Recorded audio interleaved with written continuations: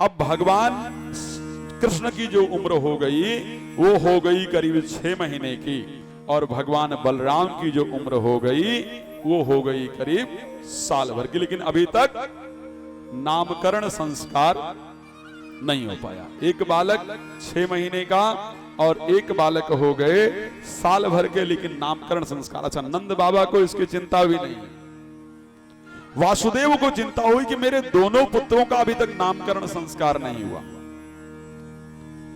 गर्गाचार्य जो उनके कुल गुरु हैं उनको बुलाया और बोले कि आप जाओ गोकुल में जाओ और मेरे दोनों बच्चों का नामकरण संस्कार करके आओ। गोकुल में जब पहुंचे, नंद जी के द्वार, नंद जी के घर पहुंचे। अब बताएं कैसे कि मैं नामकरण संस्कार कराने आया हूं। नंद जी ने सुंदर स्वागत किया, चरण स्पर्श कराया, चरण प्रक्षालन कराया, सुंदर आसन पर बिठाया। आसन पर जब सुंदर बिठाया, बिठा करके प्रभु मेरा अहो भाग्य आपका मेरे घर में आगमन हुआ है, आज कैसे इधर आना हो गया? तो बोले देखो हमारा क्या है, हम तो साधारण योगी हैं, ऐसे घूमते रहते हैं, कभी नामकरण संस्कार कराना, कभी शादी कराना। जब उन्होंने नामकरण संस्कार का नाम लिया तब जाकर के याद आया कि मेरे पुत्र का भी अभी तक नामकरण संस्कार नहीं हो पाया है। तो बोले हमारे भी बच्चों का नामकरण संस्कार नहीं हुआ है, प्रभु अगर आप नामकरण संस्कार कर दें तो अच्छा है।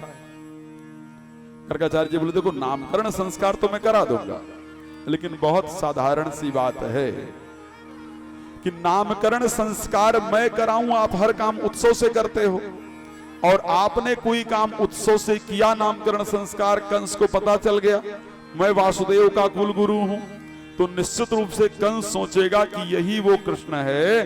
कंस दोबारा कोई न कोई किसी को मारने के लिए भेज देगा, उसको कंफर्म हो जाएगा।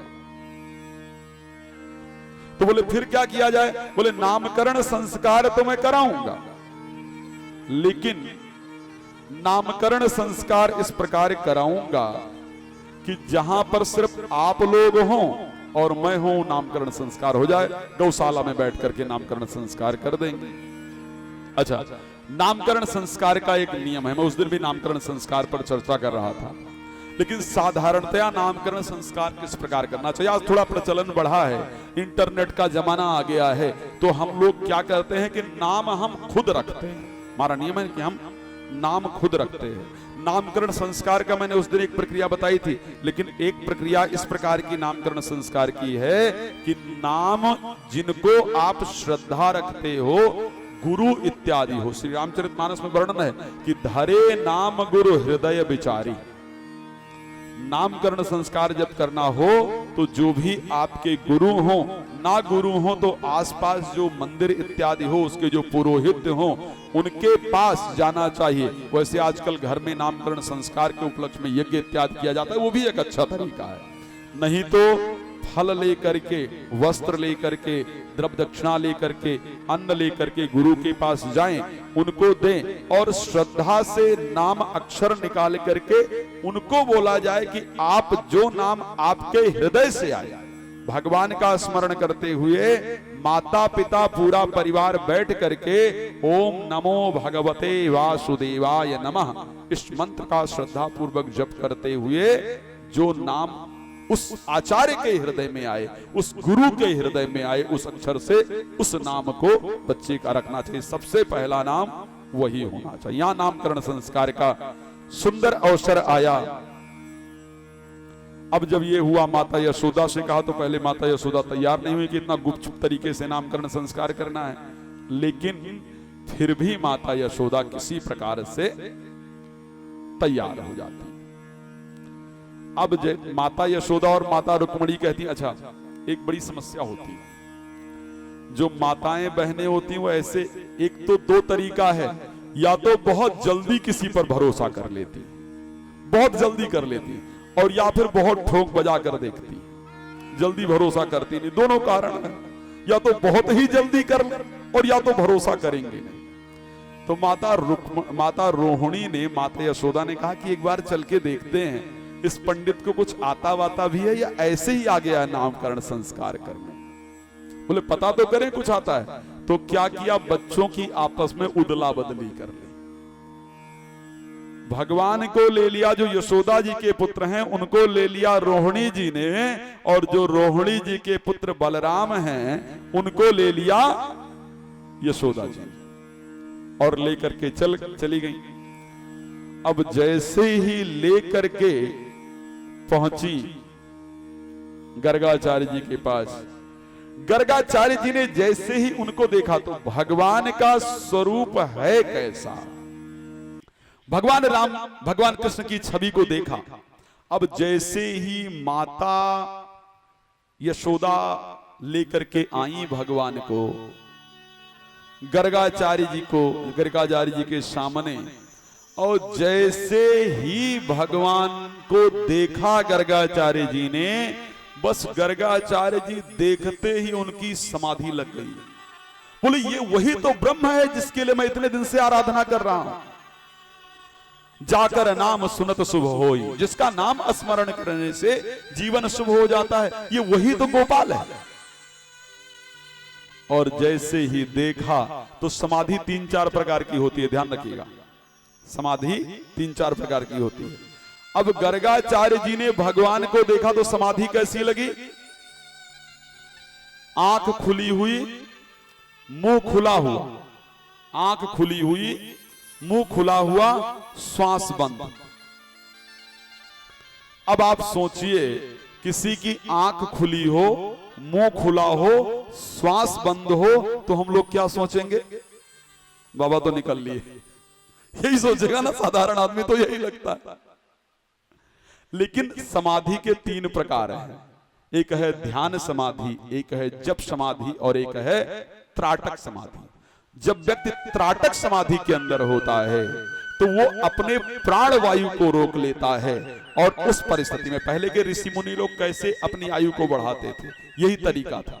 अपने प्राण वायु को रोक करके आंख मुंह बेशक खुला रहे लेकिन श्वास बंद कर लेता है, श्वास को यहां मस्तिष्क पर चढ़ा करके ब्रह्म के साथ अपने आप को कनेक्ट कर लेता है। अब माता यशोदा ने देखा, माता रोहिणी ने देखा, तो अब ऐसे ऐसे करें, हाथ हिलाएं। अब माता रोहिणी कहती हैं, बहन ये तो लगे कि बाबा तो गए। माता यशोदा ने 4 बार हाथ हिलाया, 4 बार हाथ हिलाने के बाद जब उनकी समाधि खुली तो बोले बाबा क्या हो गया था, क्या हुआ, मुझे तो लगा था कि आप निकल ली। भगवान ऋषि गर्गाचार्य कहते हैं नहीं नहीं ऐसा नहीं है, मैं जैसे ही गर्गाचार्य जी ने मुंह खोला कि यशोदा तेरा लाला तो भगवान है, जैसे ही ये कहा कि यशोदा तेरा लाला, इतना कहने चले भगवान ने धीरे से इशारा किया, भगवान मत कह देना। बोले भगवान का क्या हाल होता है आदमी जानता है, भगवान का क्या हाल होता है ये सब जानते हैं, घर में भगवान का ही सबसे बुरा हाल होता है। खुद चाहे सब कुछ बनाएं खाएं, लेकिन भगवान के लिए या तो मिश्री या 3-4 वो दाने होते हैं ना, कौन से फूल माला वाले, एक कटोरी में ला करके भगवान के सामने रख देते हैं। खुद लोग एसी में सोते हैं और भगवान बेचारे अलमारी में बंद रहते हैं। हम मानते कहां है, मैंने उस दिन भी कहा था कि हम मानते कहां है कि भाई हमारे यहां भगवान। हाँ? अगर हम ये मानते हैं, आप स्वयं विचार कीजिए, आपके घर में एक दिन सिर्फ इस देश का प्रधानमंत्री आ जाए, बाकी की तो बात ही नहीं कर रहा हूं, देश के प्रधानमंत्री की बात छोड़ो, छोटा मोटा कोई सांसद आ जाए आपके घर में, कोई मंत्री आ जाए, उसके सामने जोर से आवाज नहीं खोलते हैं ना, जोर से नहीं बोलते हैं, ऐसे व्यवहार करते हैं कि इससे मधुर रिश्ता तो इस घर में हो ही नहीं सकता है ना। उससे पहले चाहे एक दूसरे के बाल ही नोचते हो। लेकिन भगवान जो पूरे ब्रह्मांड का मालिक है, वो पूरे विश्व का मालिक है, उसको आपने अपने घर में स्थापित कर रखा है, और उस घर में स्थापित करने के बाद भी वहीं पर एक दूसरे पर अपशब्दों का प्रयोग करते हो, घर में अशांति फैलाते हैं, तो हम मानते कहां है कि भगवान हमारे घर में। तो अगर हम ये मानते हैं कि भगवान हमारे घर में है, तो हमें व्यवहार भी हम भगवान के सामने। बोले ये मत कहना बाबा कि मैं भगवान हूं, तो बोले मैया तेरा लाला इसकी मैं हस्तरेखा देख रहा था, मस्तिष्क रेखा देख रहा था, और मस्तिष्क रेखा देखने में थोड़ा भटकाव हो जाए तो सारा फलादेश बिगड़ जाता है। भैया ये साधारण नहीं है, ये कई युगों में जन्म ले चुका है। इसका पहले नाम क्या था? मैया ने तुरंत ही पहले कहा कि ये जो आपके हाथ में है ना, आपके गोद में है, ये आपका पुत्र नहीं है, ये पुत्र रोहिणी जी का है। और जो रोहिणी जी के हाथ में है वो उनका पुत्र नहीं है, वो आपका है। मैया ने तुरंत ही हीरे की अंगूठी उतार कर दे दी। ये लो बाबा, सच्चे दोनों ने एक दूसरे को इशारा किया, हाँ जानकार है बाबा, साधारण नहीं है। जब हीरे की अंगूठी उठा करके दे दिया तब बहुत सुंदर उनका वर्णन करना। पहले नाम रखते हैं रोहिणी जी के पुत्र बलराम जी का, कहते हैं ये साधारण नहीं है, इनका नाम बलभद्र है, इनका नाम बलराम है, इनका नाम कल्याण है, इनका नाम हलधर है, इनका नाम दाऊ दयाल है। जब भगवान का नाम रखने आते कहते हैं शुक्ल वर्ण पहले थे, फिर रक्त वर्ण हुए, माता फिर ये पीत वर्ण हुआ, कृष्ण वर्ण हुआ, इसके नाते इसका नाम मैं कृष्ण रखता हूं। थोड़ा सांवला है लेकिन ये जग का उजियारा है। इससे पहले ये वासुदेव का पुत्र रह चुका है, इसलिए इसका नाम वासुदेव भी होगा, इसका नाम मधुसूदन भी होगा, इसका नाम मधुसूदन भी होगा।